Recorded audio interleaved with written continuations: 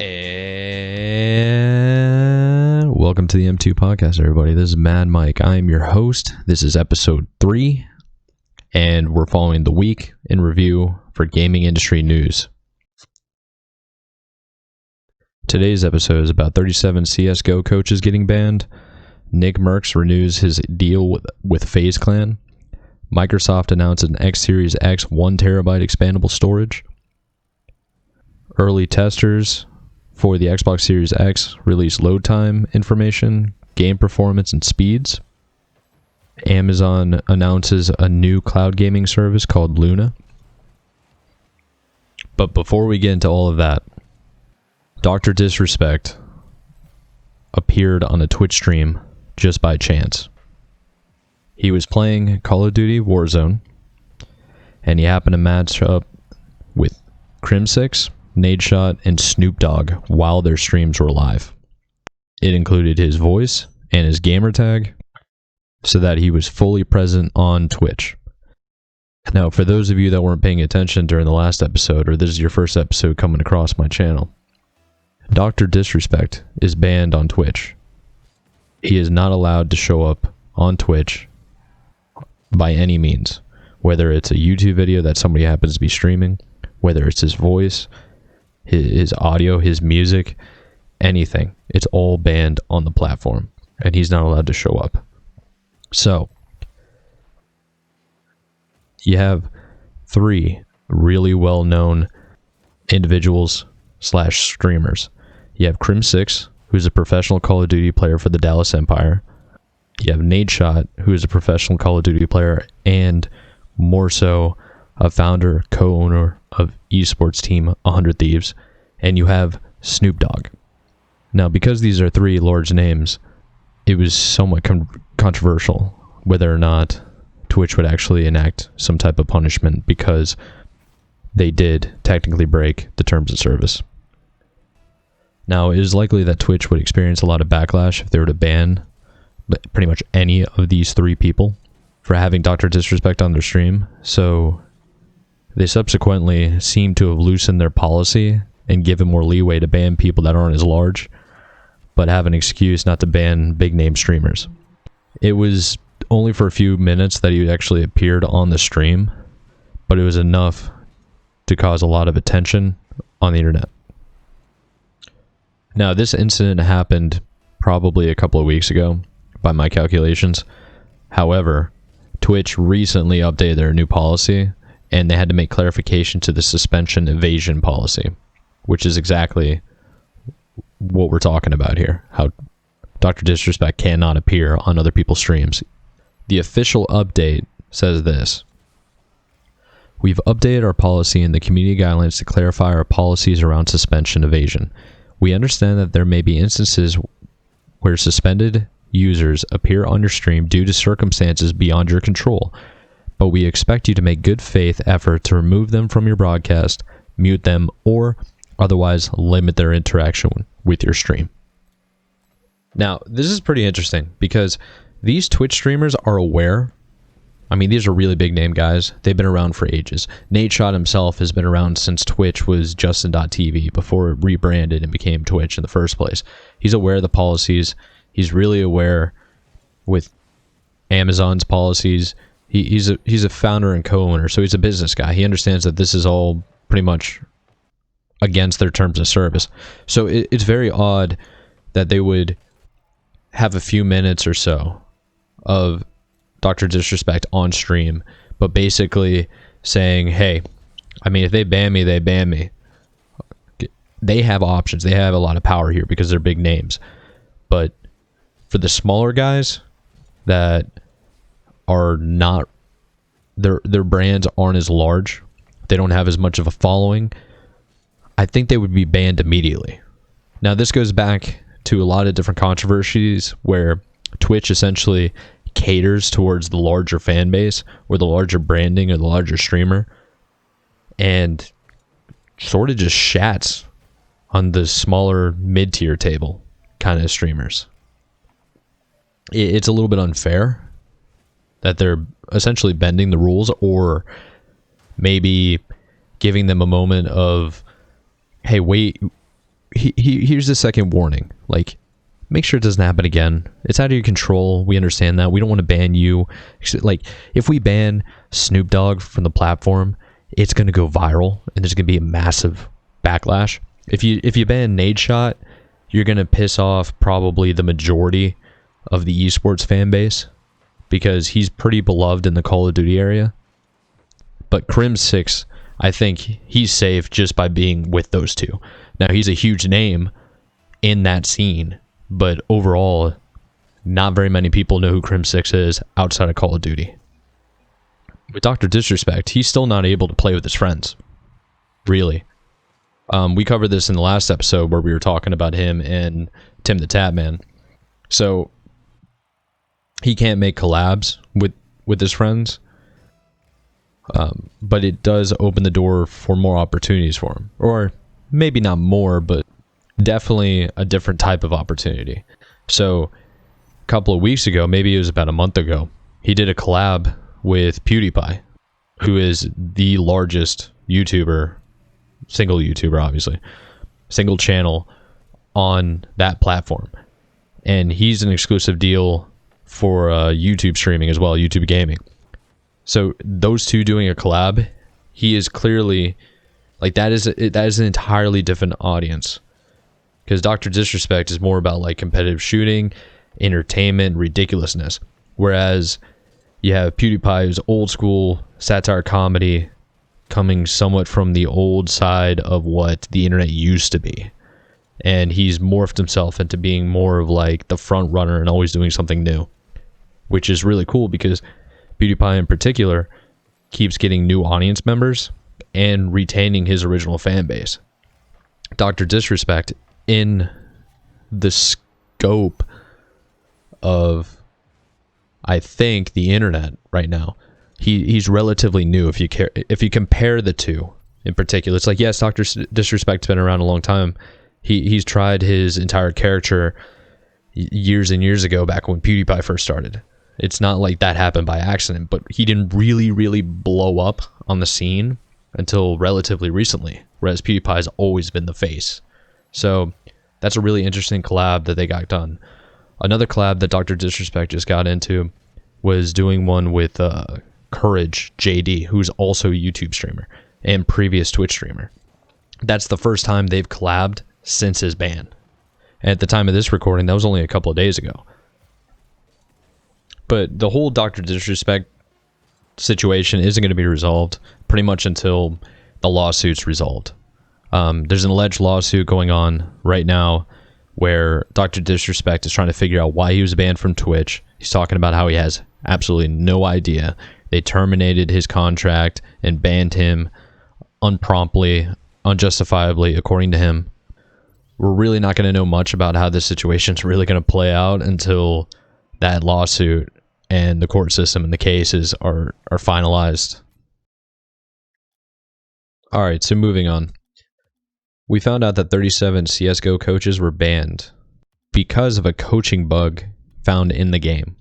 Now, there's an Esports Integrity Commission that basically went through and investigated if these CSGO coaches have cheated. And the alleged bug was that it allowed spectating players, in this case, the coach of the competitive team, to have a bird's eye view from a specific point on the map, gaining an unfair advantage, essentially allowing them to call out to their teams. So they'd have a different point of view that nobody else could really see more of the map, more angles, and essentially have that extra call out. The Esports Integrity Commission commenced their investigation on September 4th, and they just recently presented their findings. They found that 37 coaches have been implicated. During their investigation, they stated that they could not ascertain with any reasonable certainty whether the teams related to the offending parties were complicit in the exploitation of the spectator bug at the time that the offenses took place. As such, they will not comment in this regard and encourages the community to refrain from speculation in this element. They believe all sanctioning decisions must be proportionate, fair, and consistent. Their investigative report continues, and it says, We have gone to great lengths to ensure the calculation of sanctions imposed on the offending coaches comply with these standards. The Esports Integrity Commission concluded their report with a message to the CSGO community, and it reads, "We understand that these revelations have been tough for many people within the CSGO community, but we believe it is in the long-term best interest of the game and all of esports for integrity breaches to be dealt with head-on. We know that most coaches, players, tournament organizers, publishers, developers, fans, sponsors, and broadcasters want CSGO and esports to be clean and fair competition between players and teams doing their very best to win. We see our job as being to ensure that that happens and that corrupt and bad actors are rehabilitated or removed."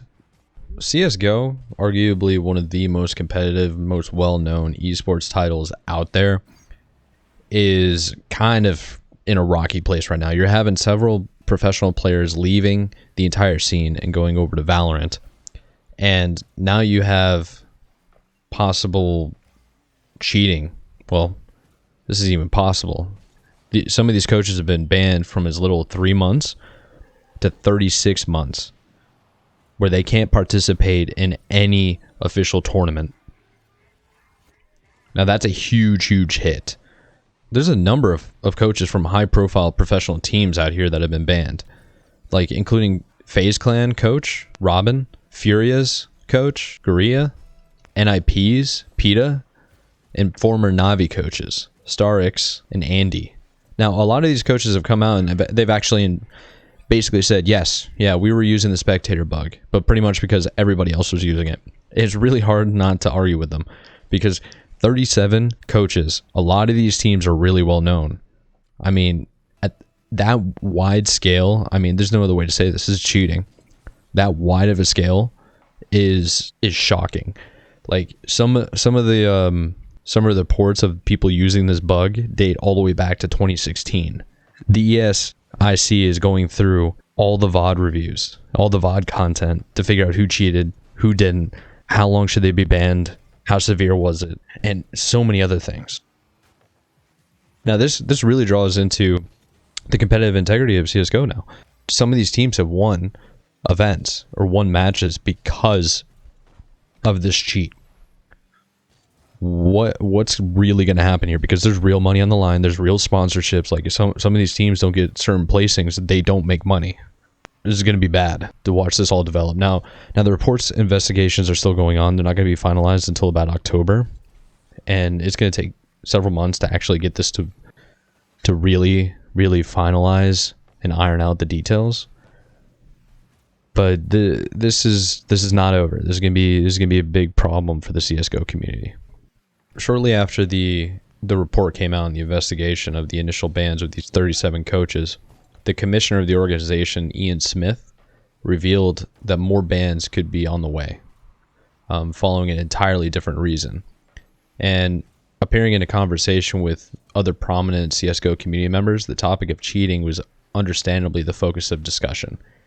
And while it was centered around the coaching bug, now it looks like some of the focus of the ESIC's work is to be shifted towards stream sniping, which has apparently become a major issue since leagues were moved online thanks to the ongoing global health crisis.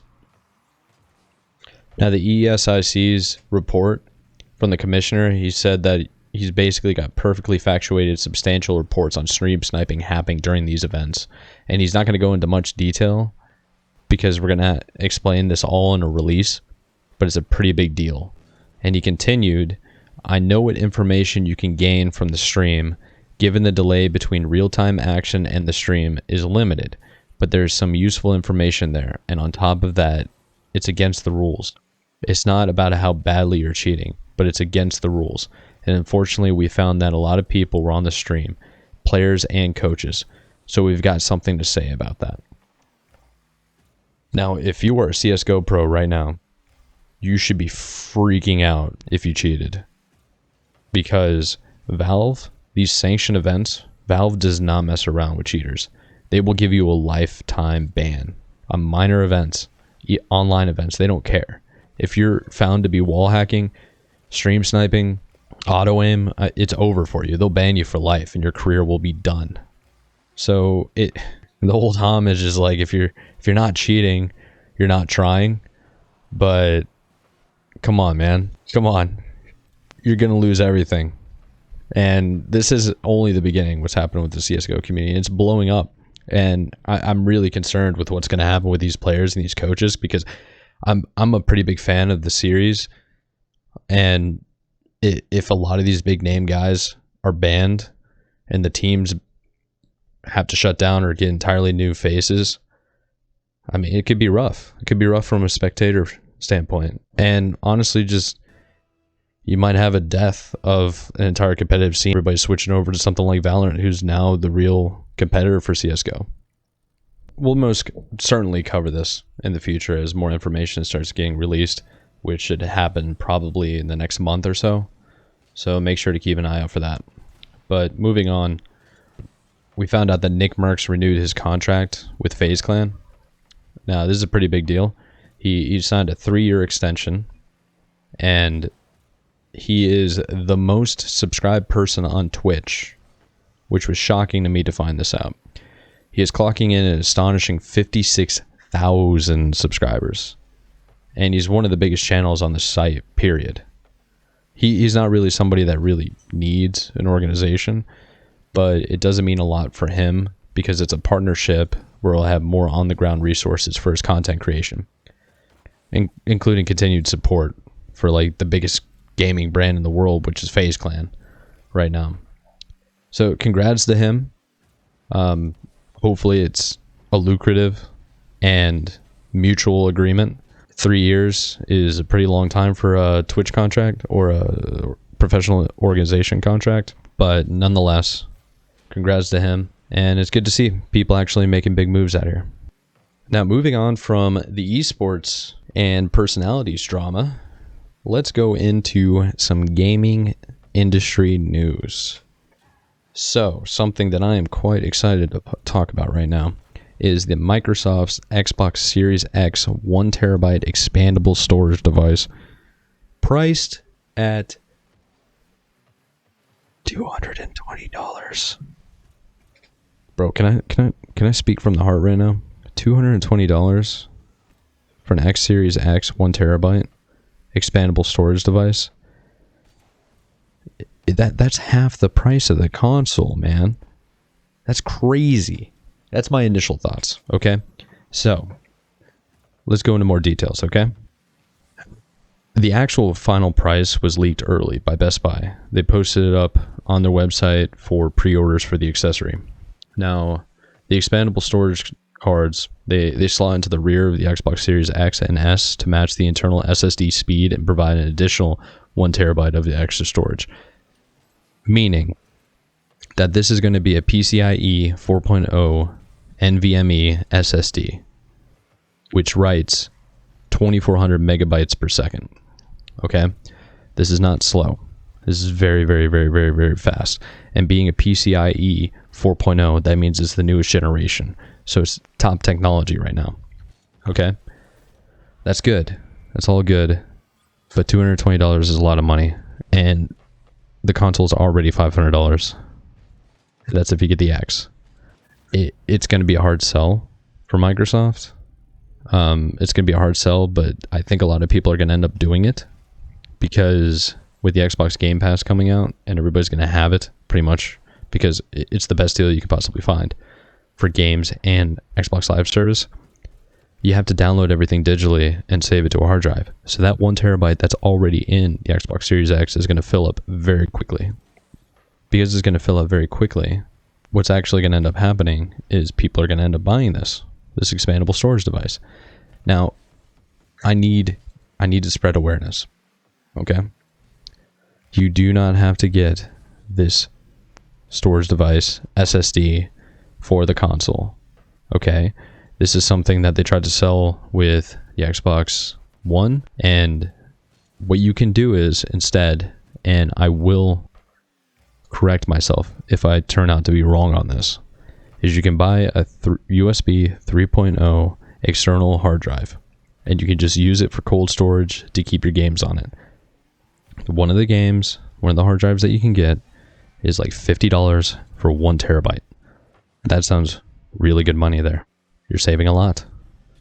You're not even going to notice the difference between SSD and a hard drive. And if you do, hey man, you bougie. We get it. It's cool. Now, even if you don't want to do the hard drive, the USB 3.0, you can get USB 3.0 SSD, 1 terabyte, for less than $220.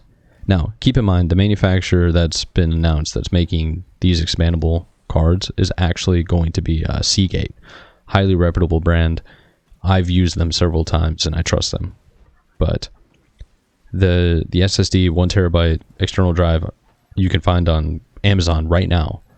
You can find for less than $200. Some of them are going for $150.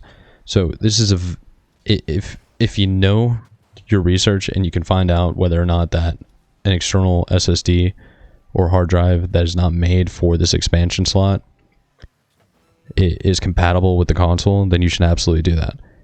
But if you truly believe that like maybe $220 is worth saving a USB slot on your console, then go for it, man. But I find it slightly insulting, but at the same time, it's top tier SSD, next generation stuff. But I wouldn't buy it right when it launches with the console. For those of you that love games and you love saving the games on your hard drive, try to look for other options, save some money. I personally, I will not recommend this expansion drive unless Microsoft pulls some very determinate stuff where they're saying, hey, you can't use a USB 3.0 off-brand, altered manufacturer. You have to buy the expansion slot. It's like, okay, it is what it is, man. That's what you're stuck with that. There's nothing you can do about it. In last week's episode, I spoke about my theory of Microsoft going 100% cloud-based gaming, and this might be the last consoles ever specifically for Xbox. Well, it turns out maybe I spoke a little bit too early, because Xbox head Phil Spencer says that Microsoft is planning on more consoles after Xbox Series X and Xbox Series S. Now, in a report, he says that in terms of future hardware, absolutely, I think we're going to see more console hardware down the road. And he said, just like in video, just like in music, it's not that streaming has cut off device innovation. I think we'll continue to see that, and that's absolutely what we're planning for.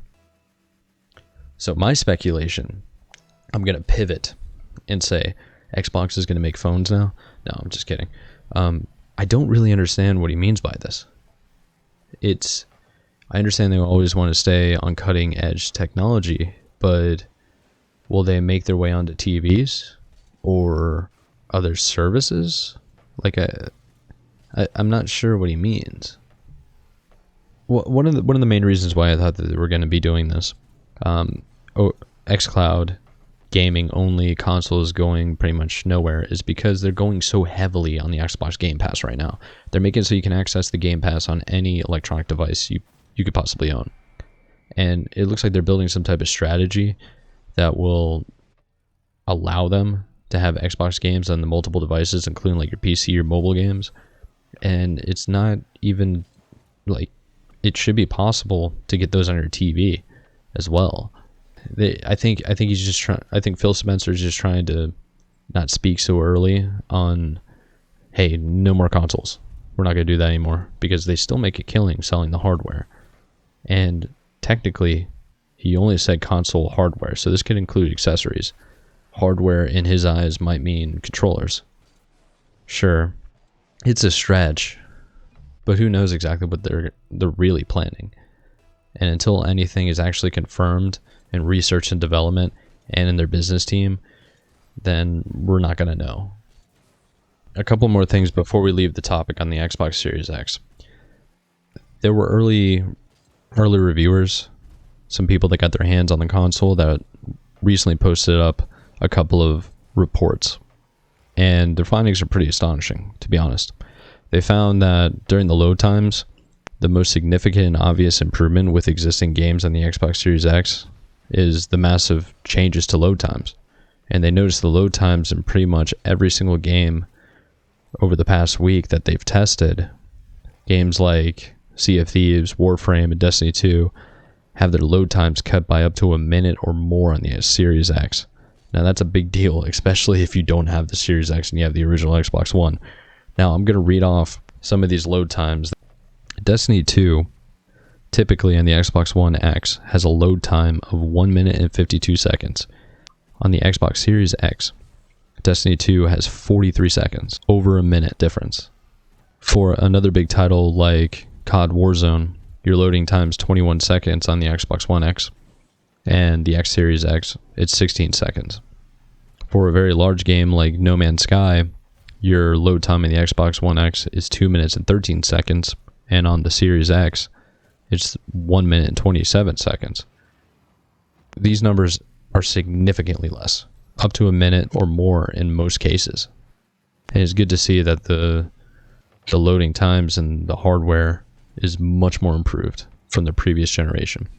Also, not only do the games load faster, but in many cases they also feel a lot smoother. Destiny 2 is a great example.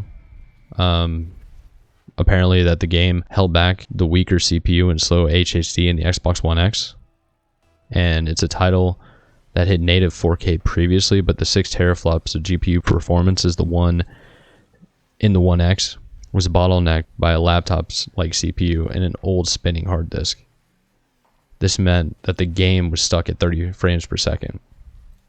Essentially meaning if you played Destiny 2 on the Xbox One X, you were playing at 30 frames per second.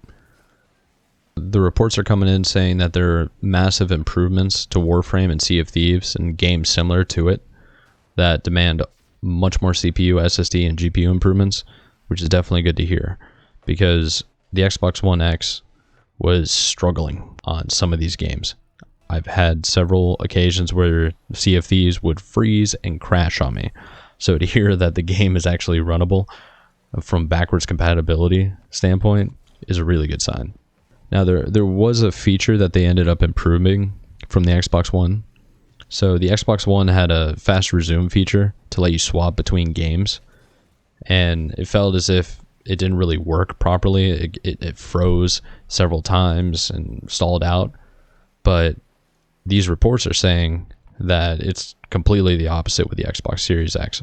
The quick resume utilizes the SSD inside the S Series X to let you swap between multiple games freely. And apparently, it takes 5 seconds to resume games where you left off.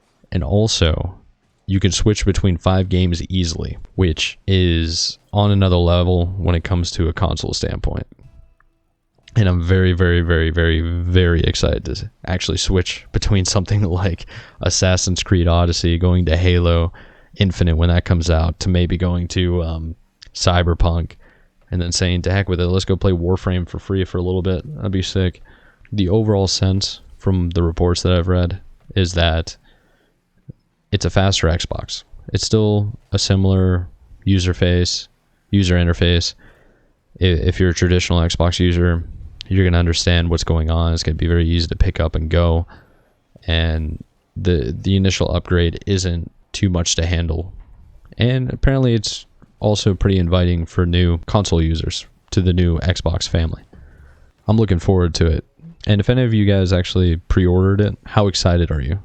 Because that thing sold out so quick and it was so difficult to get on all the different websites. So if you ended up getting one, seems like a good purchase so far. Before we leave the topic of Xbox, I recently saw an article that I'd just like to bring up. So last episode, we talked about how Microsoft acquired Bethesda and ID Software and all these other major publishers. And I came across an article from PCGamer.com. It is called 19 Things That Are Possible Now That Microsoft Owns Bethesda. I have 6 that I like out of their 19, and here they are. Fallout New Vegas 2 is a possibility. ID Software can make a Halo game. Someone makes a Smash-style brawler featuring characters from all around the microverse, and that's apparently what they're calling this new acquisition. So it could be something like Master Chief fighting Corva from Dishonored, or the Skyrim guy beating a BJ Blazkowicz, And it's like, that, do it. 4, Doom Guy in Halo. Number 5, Master Chief in Doom. And honestly, I think Master Chief was already in Doom if you've ever played Halo CE and gone through Library and met the Flood for the first time. And the last one is Age of Empires and Elder Scrolls collab or clash. I'm just so excited to see what they're going to do.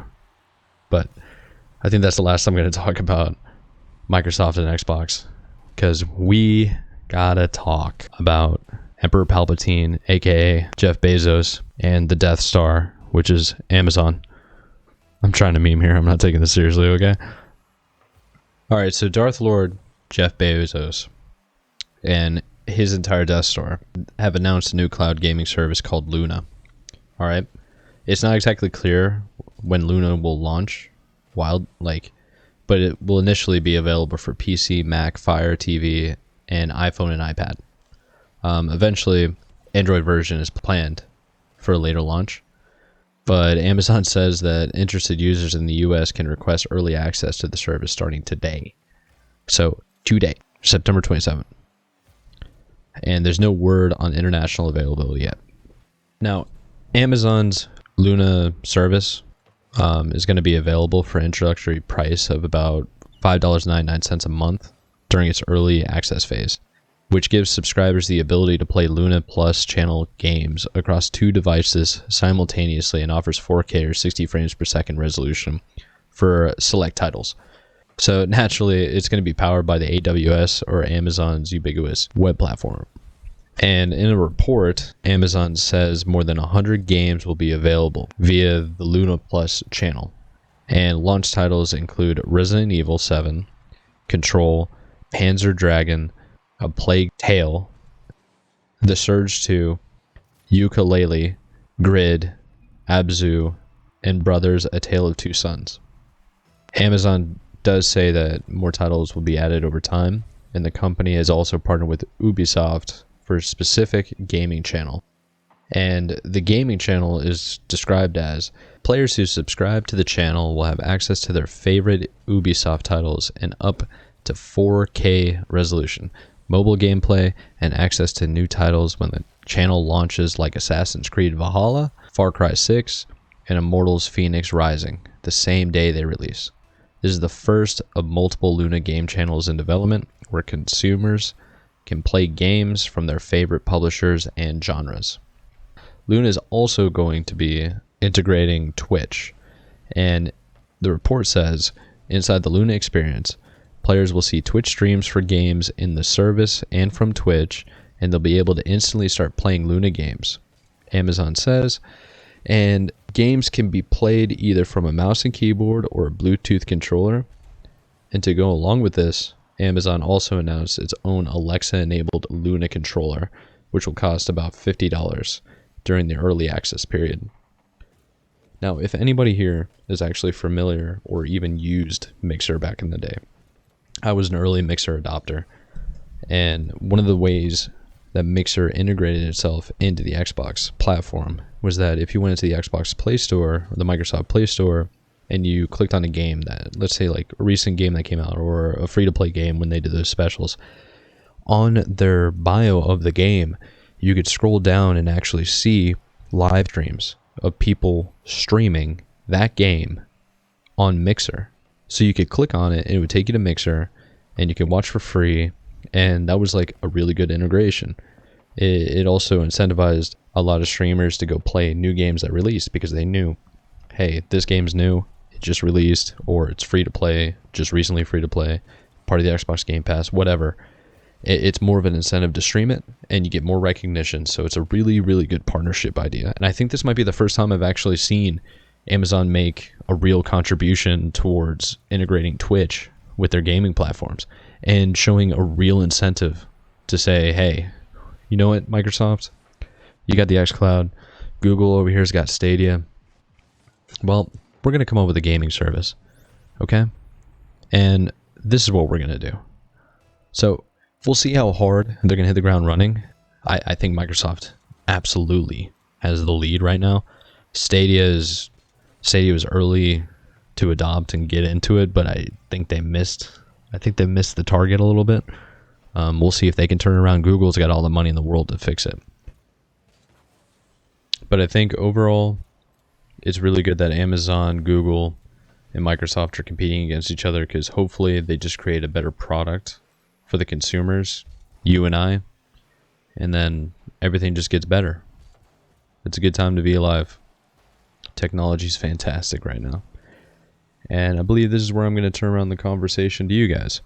What are your thoughts, opinions, comments, suggestions on the podcast, whatever you need? If you need to contact me, I have social media pretty much on every platform you can think of. Facebook, TikTok, Instagram, Twitter, LinkedIn even. My handle name is MadMichaelIchu. I have a YouTube channel. We also have a Discord. All the links will be in the description. We hope you can join and be a part of the community and contribute to the discussion. Anyways, this has been episode 3. You have been filled in, and thank you very much for listening. See you next week. Peace.